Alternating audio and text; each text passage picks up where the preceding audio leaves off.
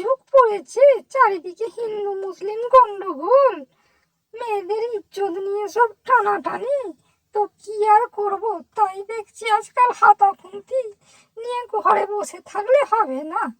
সমাজ যেমন হয়েছে সেইরকম সমাজের সঙ্গে চলতে গেলে বন্দুক নিয়ে রাস্তায় বেরোতে হবে।